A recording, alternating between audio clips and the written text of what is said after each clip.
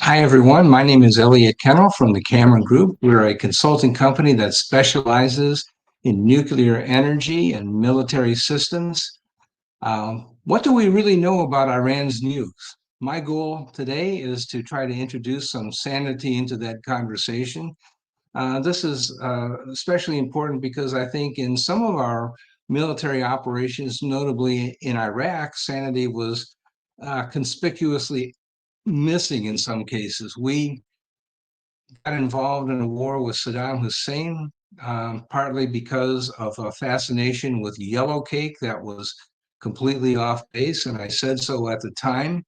We didn't have the internet at that point. I wasn't able to really make much of impact, but I knew that that was wrong, and I knew that we were just really not understanding some of the very basic information about how nuclear fuels are processed, and it was just mixed up.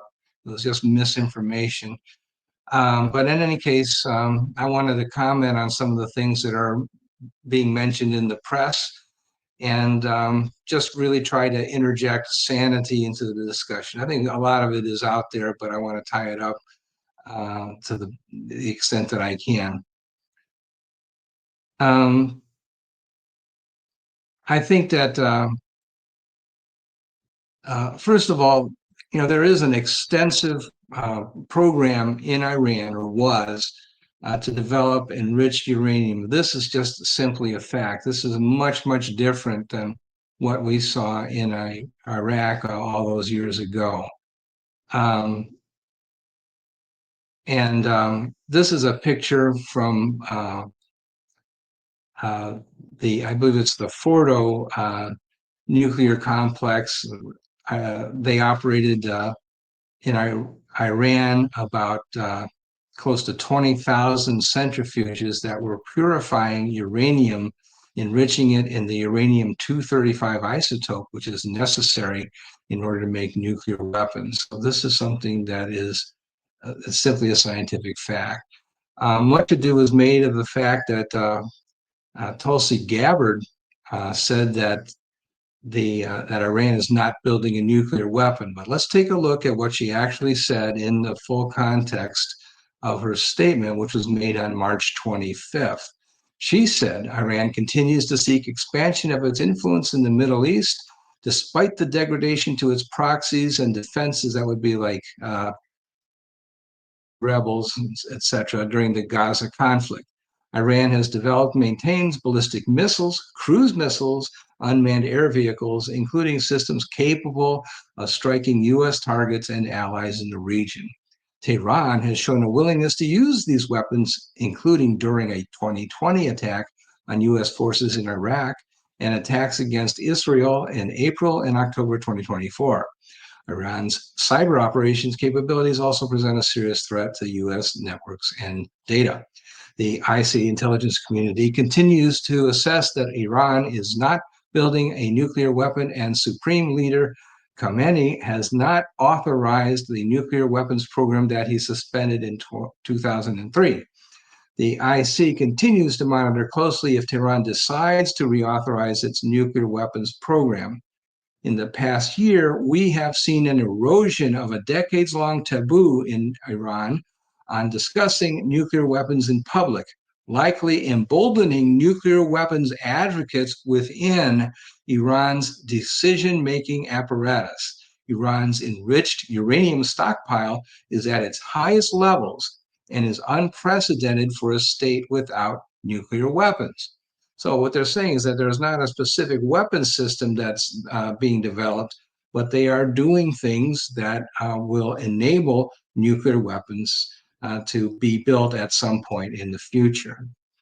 That's at least how I interpret it. Now let's talk about the International Atomic Energy Agency. This is very important. These are the people that inspect the nuclear stockpile. And this is Director General Grossi's picture here. The IAEA has been inspecting them for years. He says that Iran has 400 kilograms of 60% enriched uranium. That means, in other words, 85 times higher than the natural uranium. And if you go up to 90%, That's what you need to make a bomb. And it's not hard to go from 60% to 90%. Remember, you're starting out with less than 1% of the 235 isotope, and going up, you need to get 90% in order to make bomb grade. So they would have enough to make about 9 or 10 bombs from the amount of feedstock that they currently have. Now, this is also very important. Lower right-hand corner, Iran's decision to remove IAEA surveillance and monitoring activities. You can't inspect us anymore, they said. We're throwing you out. Has had detrimental implications for the agency's ability to provide assurance of the peaceful nature of Iran's nuclear program. Notice they can't assure you that it is peaceful. They can't be sure whether they're building a bomb or not anymore, since they're not inspecting. Okay, so there is a risk that the militarization of a uranium bomb could occur at any time in the future. That's the point that was the tipping point for Israel. It's not something that they just made up. Now let's ask, well, what do you use enriched uranium for? And here I remind you that uranium 235 is naturally less than 1% abundant, 0.7%, and most of it is the natural U-238 isotope, 99.3% abundant. And you make it into a gas, uranium hexafluoride gas, chemically, that can be centrifuged and separated by centrifuging many, many, many stages to ultimately get to a 90% enrichment in the 235 isotope and then reconvert it into metal. So this highly enriched uranium has other purposes. You can make bombs, but you can also make nuclear submarine reactors, nuclear ship reactors. In particular, I show in the lower left-hand corner the Leningrad. That's a nuclear icebreaker made by Russia. Reactors for spacecraft, reactors for lunar base, or even Mars. Now, which of these applications do you think are the greatest interest to Iran? Well, maybe they want to have an icebreaker for the Straits of Hormuz, but I don't think so. I think a reasonable person would suspect that their purpose is to make nuclear weapons. That's why they're enriching uranium. There is no other logical conclusion. Now, how far away were they really? Well, I think, what they're doing really good at up to this point was their enrichment program was working very well. And they were producing enriched uranium stage by stage. And it was getting to the point where they were able to start churning out highly enriched uranium. So that's only part of the equation. They also need to have the electronics to set off chemical explosives.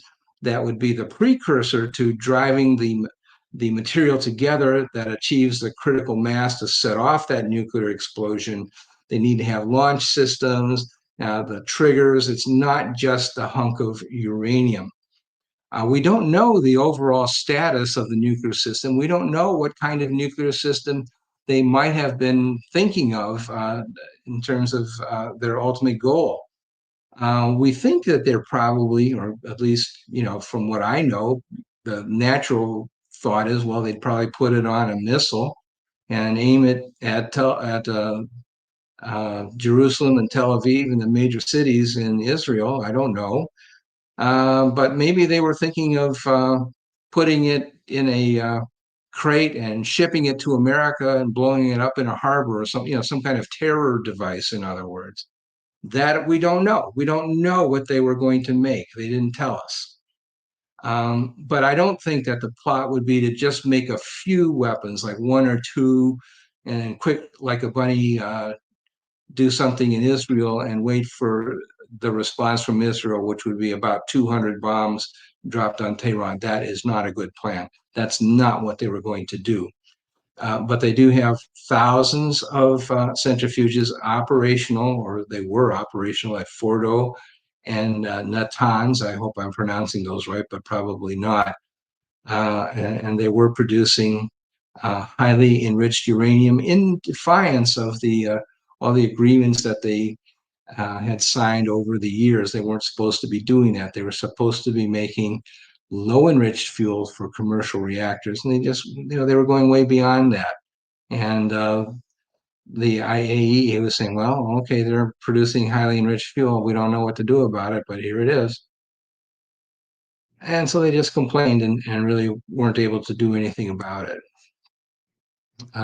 They do have launch vehicles that are nuclear capable. Here's one, the Shahab 3 is an intermediate range ballistic missile, and there's others that could be used to carry a nuclear warhead from Iran all the way to Israel. And, so there is that potential that it could become a military system fairly quick. How many nuclear warheads do they want in order for them to consider it a viable military system? We don't know. How long do they want to have to test it? I don't know that either. Maybe somebody in the intelligence community does know that and they're not telling us, and that's fine. I don't need to know that. But the point is, there's much more to having a military system besides having some quantity of uranium that's enriched to the appropriate level. That's the point. They're doing well in certain areas, but we don't know about other areas, or at least I don't know. Somebody might know in Washington, D.C., but I don't know.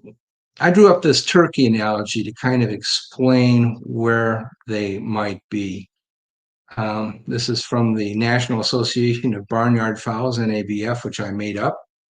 And here is a quotation.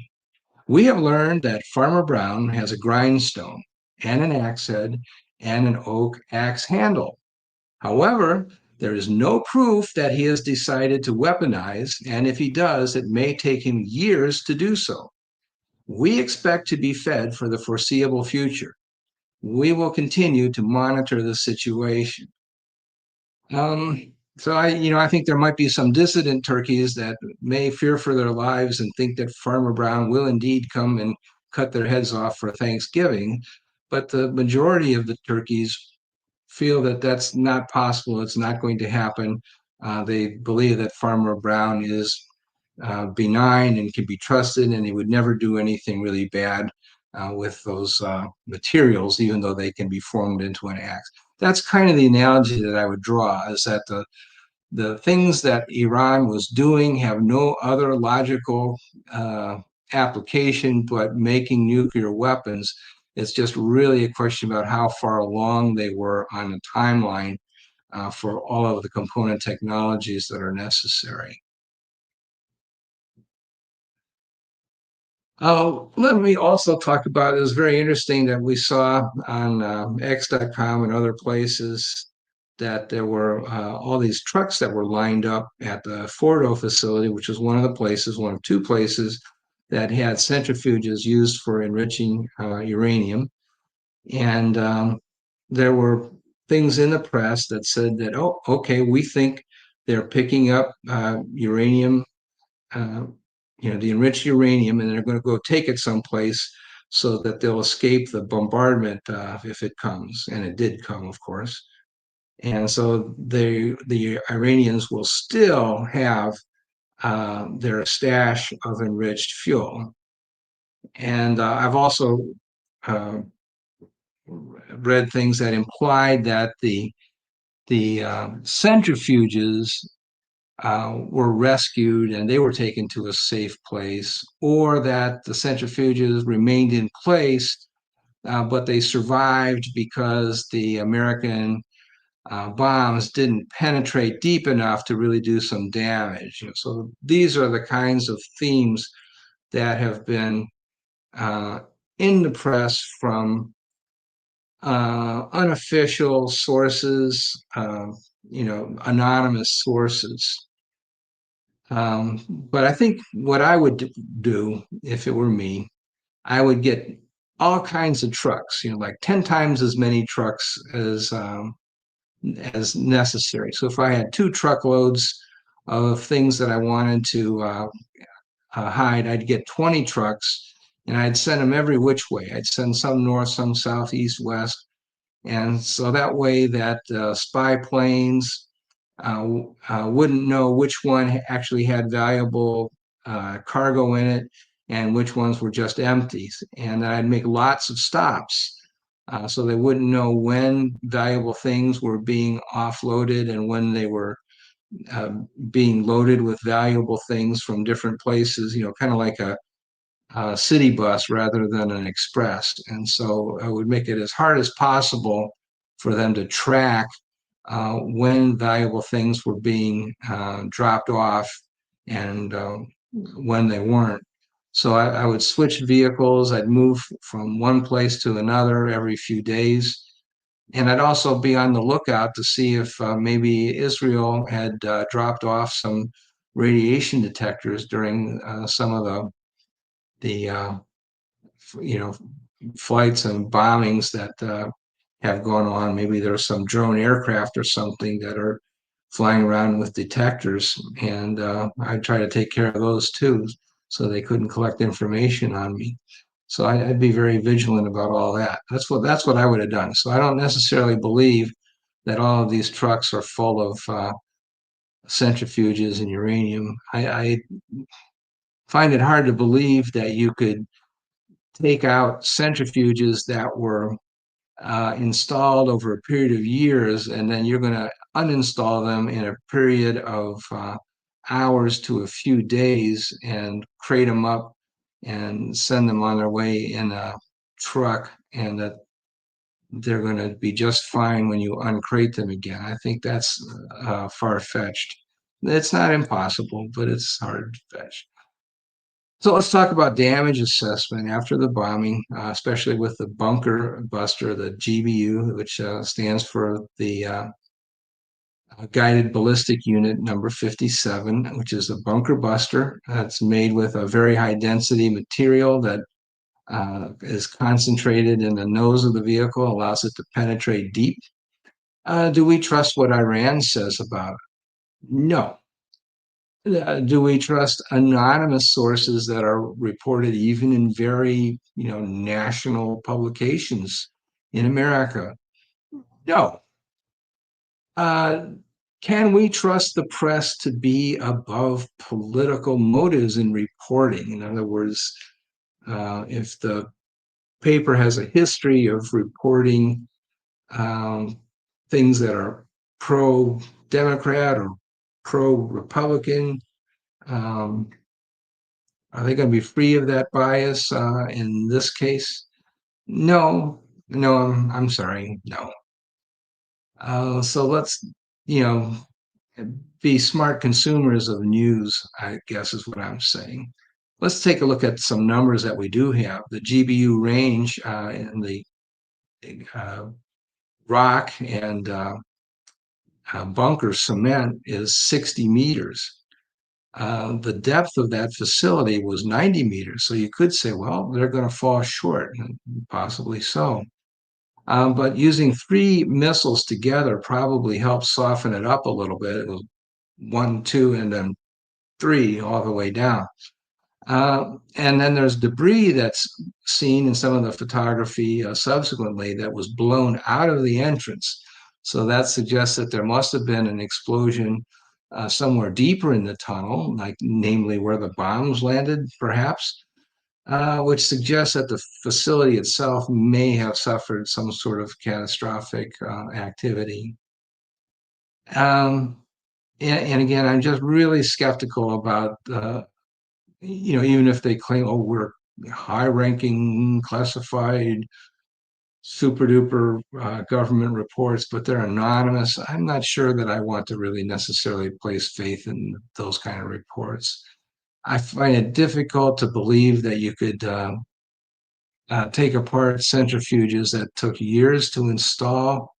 And then also, some of the guys have reported that the facility was only shook up a little bit by these bombs, and you see debris blown out of the tunnel, and the centrifuges survived nicely. I find that hard to believe. These things rotate at 50,000 and 100,000 RPM. And I just think if you picked it up and gave it a good shaking, it would be difficult to imagine that it's still all tuned up.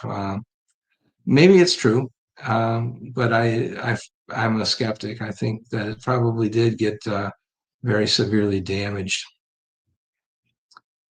But yeah, we really don't know for sure. I think we could say this, though, that it didn't do it any good, and that all this bombing must have slowed down the nuclear progress in some way. It didn't help them.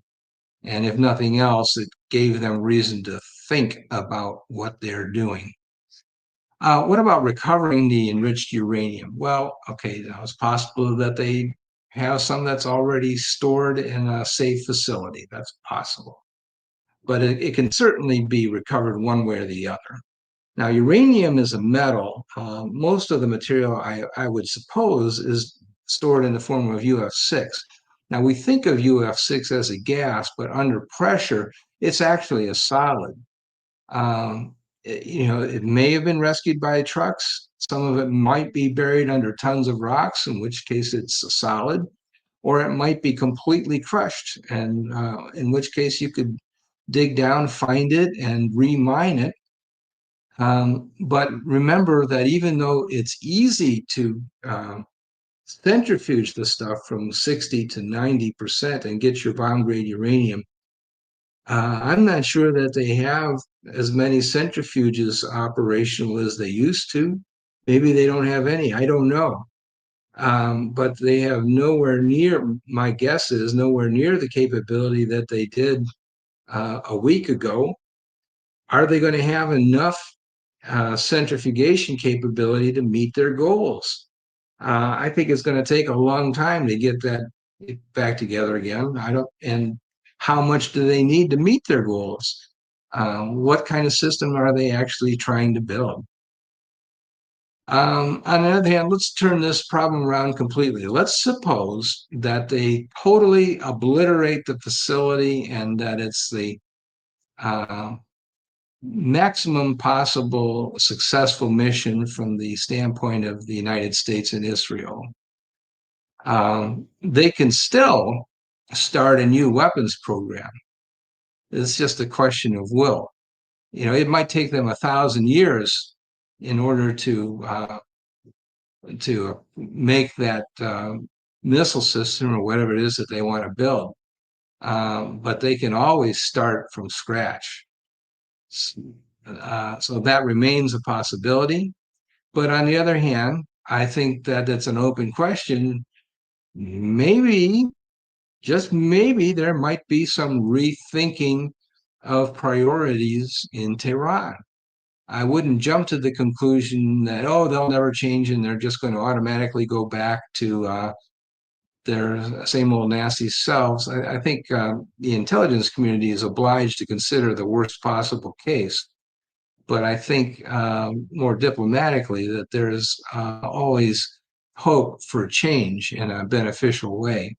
And I think that, well, if it were me and I just had all kinds of bombing and terrible things happen, I might rethink the idea whether this is actually a good idea. So we'll see. It's not a prediction, but I do think that we should keep an open mind to what might happen.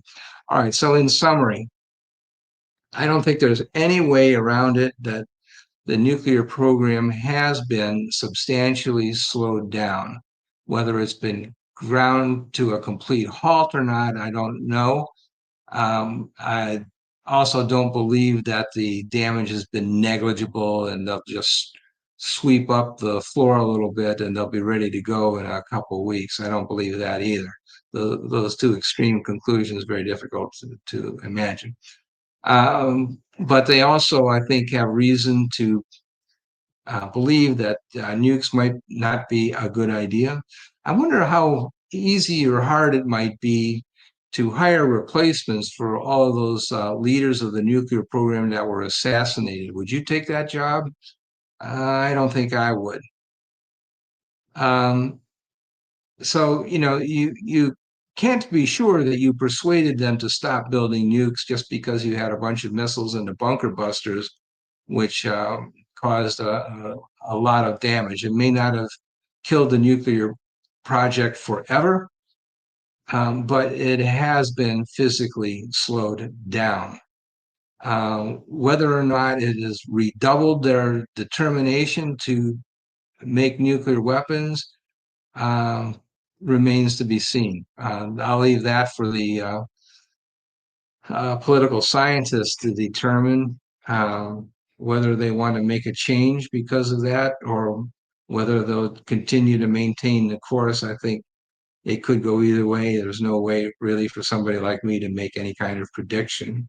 But I do, in general, remain hopeful for the future of our species. I think that our natural state is to be uh, peaceful and happy, and I think that there's a chance that eventually we'll find a way to overcome our violent past. That's my hope. It's my prayer. God bless everyone, and pray for peace. Thank you very much.